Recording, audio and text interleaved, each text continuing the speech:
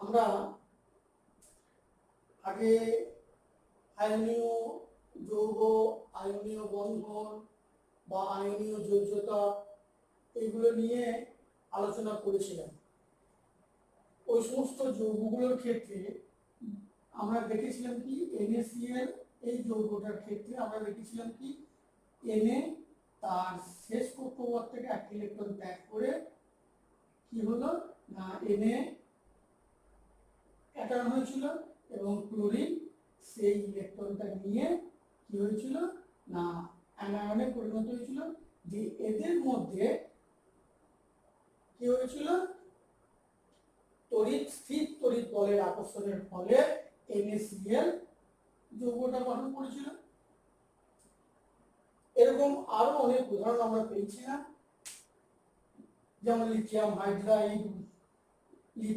Hydride বা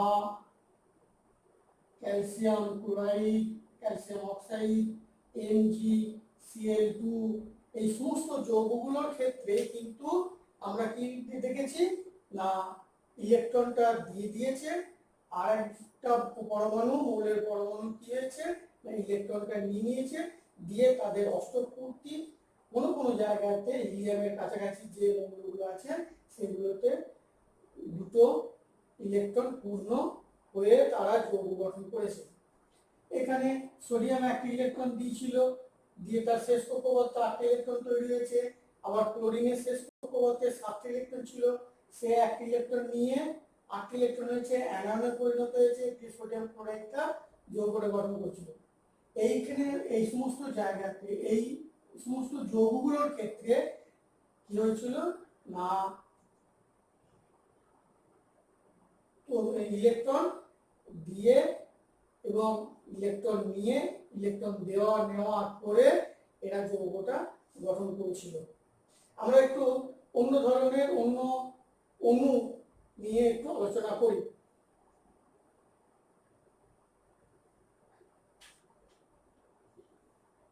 আমরা hydrogen অণুটা কিভাবে গঠন হচ্ছে বা ক্লোরিন অণুটা কিভাবে গঠন হচ্ছে সেটা একটু আলোচনা করি। দেখো হাইড্রোজেনের শেষ কক্ষপথে একটা ইলেকট্রন আছে, আর একটা হাইড্রোজেনেরও শেষ কক্ষপথে আরেকটা ইলেকট্রন আছে। তাহলে সেই দুটো হাইড্রোজেন মিলে এই হাইড্রোজেনটা ইলেকট্রনটাকে দিয়ে দেবে, নাকি এই হাইড্রোজেন একই ইলেকট্রনটা দিয়ে দেবে? এইভাবে দিলে এটা মাইনাস এটা প্লাস এইভাবে হতে পারে। আবার ক্লোরিন দেখো, ক্লোরিনের শেষ কক্ষপথে আছে 7টা ইলেকট্রন, ক্লোরিনের শেষ কক্ষপথে আছে 7টা ইলেকট্রন। দেখো 7টা ইলেকট্রন, তাহলে শেষ কক্ষপথে 7টা ইলেকট্রন সে কি করছে না একটা ইলেকট্রন যদি এই ক্লোরিনকে দিয়ে দেয় তাহলে এই ক্লোরিনে 8টা ইলেকট্রন হয়ে যাবে, কিন্তু এই ক্লোরিনের কটা হবে 6টা হবে। তাহলে এই ক্লোরিনের কটা হবে না 6টা ইলেকট্রন হয়ে গেল, আর এই ক্লোরিনের 8টা ইলেকট্রন হলো। এই ক্লোরিনের হলো কটা 8টা ইলেকট্রন। তাহলে এইভাবে যদি ইলেকট্রন দিয়ে দেয় তাহলে এই ক্লোরিনের তো 2টো ইলেকট্রন কম হয়ে গেল, তাহলে এই তো আর অষ্টক পূর্তি তার হলো না, তার শেষ কক্ষপথে 8টা ইলেকট্রন হলো না। এই ক্লোরিনের হলো ঠিক কথা। তাহলে কি এইভাবে কি এরা কি যৌগ গঠন এইভাবে কি তারা অণু গঠন করবে না? অণু গঠন করবে না, ক্লোরিনের ক্ষেত্রেও আমরা দেখতে পাবো ক্লোরিন তার শেষ কক্ষপথে আছে 7টা ইলেকট্রন, আর একটা ফ্লোরিন তার শেষ কক্ষপথে আছে 7টা ইলেকট্রন। ক্লোরিনের এর হচ্ছে 17, তাহলে 2 8 7 আমরা পেয়েছি, এর হচ্ছে 9, ক্লোরিনের হচ্ছে 9, তাহলে 2 8 7। তাহলে এই ফ্লোরিন কি একে একটা ইলেকট্রন দিয়ে দেবে, দিয়ে এই ফ্লোরিনের 8টা হবে, এই ফ্লোরিনের 6টা হয়ে যাবে। এভাবে তো হবে না, তাহলে একটা অষ্টক পূর্তি হচ্ছে কিন্তু আরেকটা অষ্টক পূর্তি হচ্ছে না। এই সমস্ত অণুগুলো গঠন করার ক্ষেত্রে বিজ্ঞানী G N Lewis G N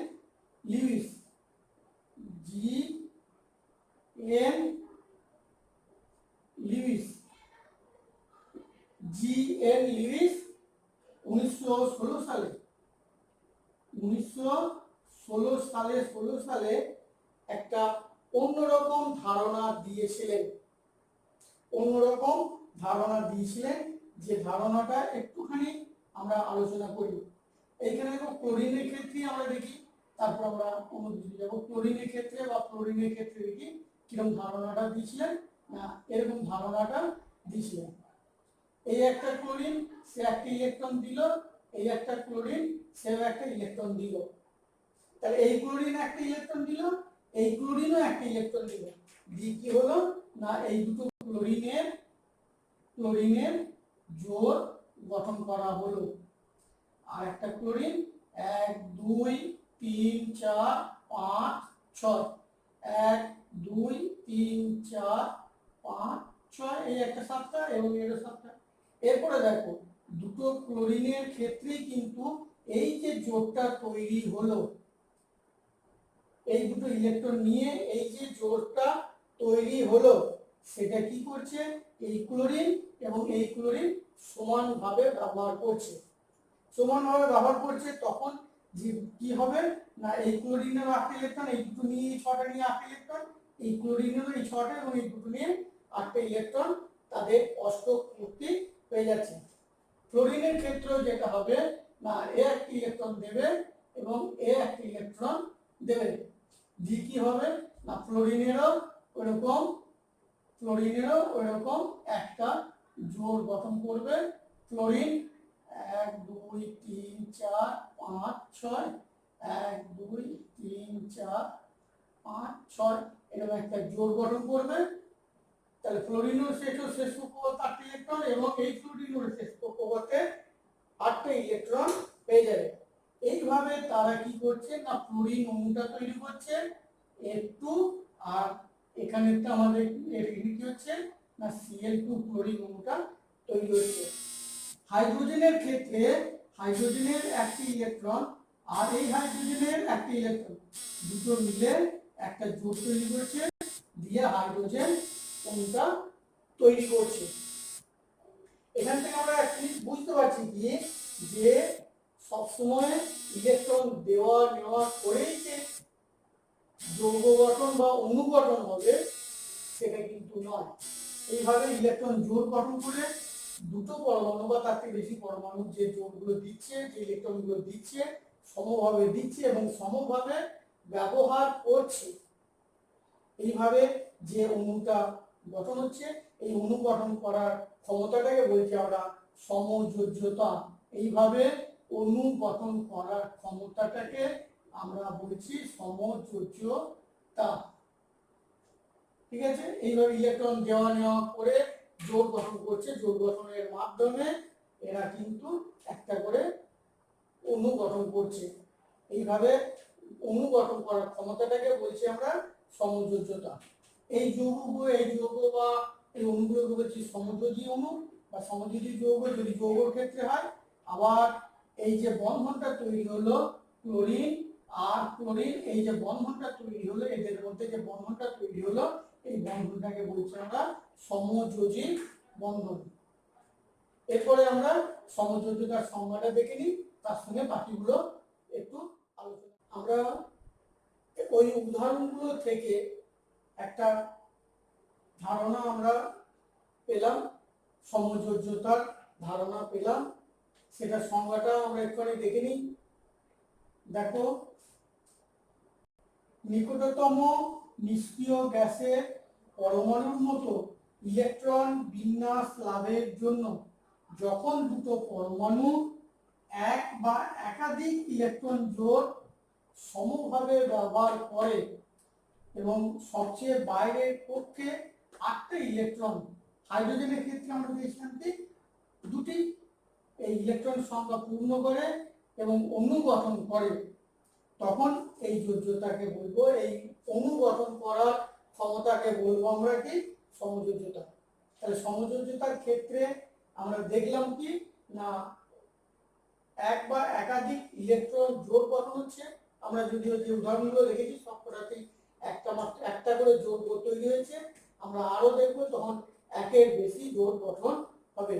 তাহলে একের বেশি জোড় বা একের বেশি ইলেকট্রন জোড় গঠন করছে এবং সেই ইলেকট্রন জোড়গুলো কিভাবে না সমভাবে যে দুটো দিচ্ছে ইলেকট্রনটা জোড় বানানো যে দুটো পরমাণু ইলেকট্রনগুলো দান করছে সেই পরমাণু দুটো সমানভাবে ব্যবহার করছে, সমানভাবে ব্যবহার করে দিয়ে সবচেয়ে বাইরের কক্ষপথে তাদের 8টা করে ইলেকট্রন হচ্ছে। হাইড্রোজেনের ক্ষেত্রে অবশ্য আমরা পেয়েছি কি দুটো ইলেকট্রন, হাইড্রোজেনের ক্ষেত্রে দুটো, আর বাকিগুলোর ক্ষেত্রে 8টা করে ইলেকট্রন সংখ্যা পূর্ণ হচ্ছে দিয়ে তারপরেতে অণুটা গঠন হচ্ছে। এরকম অণু গঠন করার এই ক্ষমতাটাকে সমযোজ্যতা বলবো। এরকম অণু গঠন করার যে ক্ষমতা সেটাকেই বলবো আমরা সমযোজ্যতা। তাহলে সমযোজ্যতা হলো, এরপর সমযোজী বন্ধন। সমযোজী বন্ধন সমযোজ্যতাটা দেখলাম, এরপরে আমরা সমযোজী বন্ধন যেটা সেটা নিয়ে কথা বলি। সমযোজ্যতার সাহায্যে অণু গঠনের সময় ইলেকট্রন জোড়ের মাধ্যমে পরমাণুগুলির মধ্যে যে বন্ধন সৃষ্টি হয় সেটাই হচ্ছে সমযোজী বন্ধন। তাহলে দুটো পরমাণু, হাইড্রোজেনের দুটো পরমাণু দুটো ইলেকট্রন দিয়েছিল, একটা পরমাণু একটা ইলেকট্রন এবং আরেকটা পরমাণু আরেকটা ইলেকট্রন দিয়েছিল, দিয়ে যে জোড়টা গঠন করেছিল সেই জোড়ের মাধ্যমে যখন এক জায়গায় থাকছে দুটো হাইড্রোজেন পরমাণু তাদের মধ্যে যে বন্ধনটা তৈরি হচ্ছে সেটাই হচ্ছে সমযোজী বন্ধন। ঠিক একই রকম ভাবে ক্লোরিনও একটা ক্লোরিন পরমাণু একটি ইলেকট্রন দিয়েছিল, একটা ক্লোরিন পরমাণু একটি ইলেকট্রন দিয়েছিল, আরেকটা ক্লোরিন আরেকটা ইলেকট্রন দিয়েছিল, দিয়ে যে জোড়টা গঠন করেছিল দিয়ে তারপরে দুটো ক্লোরিন একসঙ্গে থেকে যে বন্ধনটা তৈরি করেছে সেটাকেই বলছি আমরা কি সমযোজী বন্ধন। সমযোজী বন্ধন, এটা কি বলছি আমরা সমযোজী বন্ধন হলো। এরপরে সমযোজ্যতার পরিমাপ কিভাবে করব? এই সমযোজী অণুগুলো গঠনের সময় যেমন হাইড্রোজেন, যেমন নাইট্রোজেন, যেমন ক্লোরিন এই যে সমযোজী অণুগুলো গঠন করছিল এই গঠনের সময় একটা পরমাণু যতগুলো পরিমাণ ইলেকট্রন জোড় গঠন করে, একটা পরমাণু যতগুলো ইলেকট্রন জোড় গঠন করে সেই সংখ্যাটাই হলো সমযোজ্যতার পরিমাপ। সেই সংখ্যাটাই হলো সমযোজ্যতার পরিমাপ। তাহলে যতগুলো জোড় গঠন করবে সেই সংখ্যাটাই হলো সমযোজ্যতার পরিমাপ। এরপর আরেকটুখানি সমযোজ্যতার পরিমাপটা নিয়ে আরেকটুখানি আলোচনা করি, কতগুলো উদাহরণ দেখি, দুটো একটা উদাহরণ দেখি আমরা, তাহলে পরিষ্কার হবে। আমরা হাইড্রোজেন দিয়ে দেখিয়েছিলাম কি হাইড্রোজেন একটি ইলেকট্রন আর একটা হাইড্রোজেন একটি ইলেকট্রন দিয়ে একটা জোড় গঠন করেছিল, দিয়ে হাইড্রোজেন এই একটা জোড় গঠন করেছিল দিয়ে তৈরি হয়েছে হাইড্রোজেন অণুটা। তাহলে হাইড্রোজেনের সমযোজ্যতার পরিমাপ হচ্ছে কত? 1। হাইড্রোজেনের সমযোজ্যতার পরিমাপ কত হচ্ছে? 1। ঠিক সেরকম ভাবে ক্লোরিন এর শেষ কক্ষপথে 7টা ইলেকট্রন ছিল, এর শেষ কক্ষপথে আমাদের 7টা ইলেকট্রন ছিল, 7টা ইলেকট্রন ছিল দিয়ে এরা কিন্তু একটা জোড় গঠন করে ক্লোরিন জোড় গঠন করে ক্লোরিন অণুটা গঠন করেছে। তাহলে ক্লোরিনের সমযোজ্যতার পরিমাপ কত? 1। নাইট্রোজেনের ক্ষেত্রে আমরা একটু পরে আলোচনা করছি। নাইট্রোজেনের ক্ষেত্রে একরকম ভাবে সমযোজ্যতা পরিমাপ হবে 3, কারণ নাইট্রোজেনের একটা পরমাণু 3টি ইলেকট্রন দেয় আর একটা নাইট্রোজেন পরমাণু 3টি ইলেকট্রন দিয়ে 3 বন্ধন তৈরি করে, 3টি ইলেকট্রন জোড় তৈরি করে। তখন নাইট্রোজেনের ক্ষেত্রে আমাদের সমযোজ্যতার পরিমাপ হয় 3। অক্সিজেনের ক্ষেত্রে আমাদের সমযোজ্যতার পরিমাপ হয় 2। অক্সিজেনের ক্ষেত্রে সমযোজ্যতার পরিমাপ হয় 2। আবার মিথেন, আমরা যে মিথেন যেটা পড়েছি সেখানে কার্বনের সমযোজ্যতার পরিমাপ হয় 4, কার্বনের সমযোজ্যতার পরিমাপ হয় 4। তাহলে সমযোজ্যতার পরিমাপ কি হবে না, যতগুলো ইলেকট্রন জোড় এরা ব্যবহার করবে সেটাই হবে সমযোজ্যতার পরিমাপ। হলো। এরপর আমরা একটু অন্যরকম ইয়েতে আসছি। এই সমযোজ্যতা বা সমযোজী বন্ধন কত রকমের হতে পারে? সমযোজী বন্ধন কত রকমের হতে পারে? সমযোজী সমযোজী বন্ধন বন্ধন এর প্রকারভেদ। প্রকারভেদ। আচ্ছা, সমযোজী বন্ধনের প্রকারভেদ আমরা দেখো, যদি একটা করে ইলেকট্রন দিয়ে একটা মাত্র জোড় গঠন করে তখন হবে এক বন্ধন। আবার যদি দুটো করে ইলেকট্রন দিয়ে দুটো জোড় তৈরি করে তখন হবে দ্বিবন্ধন। আর যদি তিনটে করে ইলেকট্রন দিয়ে যদি জোড় গঠন করে তখন হবে তিন বন্ধন বা ত্রিবন্ধন। তাহলে সমযোজী বন্ধনের প্রকারভেদ আমরা কি দেখতে পেলাম? এক নম্বর হচ্ছে এক বন্ধন, এক বন্ধন। আর দুই নম্বর হচ্ছে দ্বিবন্ধন, দ্বিবন্ধন। আর তিন নম্বর হচ্ছে ত্রিবন্ধন, ত্রিবন্ধন। এটা একটা মাত্র জোড় গঠন হবে, এটাতে দুটো জোড় গঠন হবে, এটাতে তিনটে জোড় গঠন হবে। আমরা তাহলে সমযোজী বন্ধনের ক্ষেত্রে একটা দিয়ে যদি একটা যদি ইলেকট্রন জোড় গঠন করে তখন সেটা হবে এক বন্ধন। আর যদি দুটো ইলেকট্রন জোড় গঠন করে তাহলে হবে দ্বিবন্ধন। আর যদি তিনটি ইলেকট্রন জোড় গঠন করে তাহলে হবে তিন বন্ধন। এরপরে এই তিনটে বন্ধনেরই কতগুলো অণু বা যৌগ নিয়ে আমরা উদাহরণ দিয়ে আলোচনাটা সারব।